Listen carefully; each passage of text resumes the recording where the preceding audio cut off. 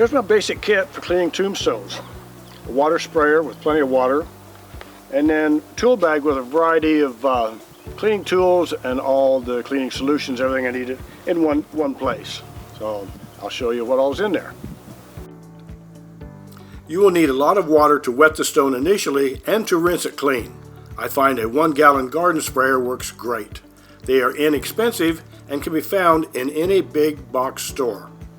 I also have a quart bottle of water to use on areas I am actively scrubbing, just to keep them wet.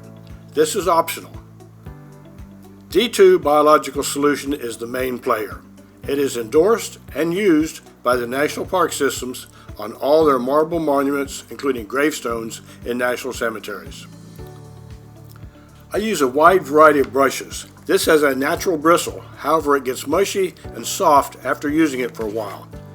Medium soft nylon brushes, which you can find in about any store, are great and are my primary tools for cleaning stones. I use a variety of sizes and shapes. Angled ones are great for getting close to the ground without scraping your knuckles. I also use an electric toothbrush. If it is good enough for your teeth, it is probably good enough for a gravestone. This is great for crevices and engraved areas also. This is a plastic putty knife, available in different widths. They are great for flat areas like backs and sides. I have a separate video just on this process.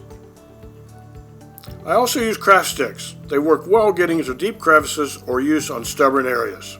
Break them in half and use the rougher edge, which still will not damage the stone.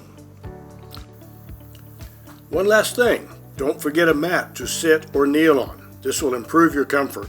I use a cheap kitchen mat with rubber backing that keeps moisture from seeping through. Here is a recap of my tools. I have cleaned over 40 gravestones since 2019, so you may not need all of these. You will find a link in the description area below to download and save this graphic if you wish.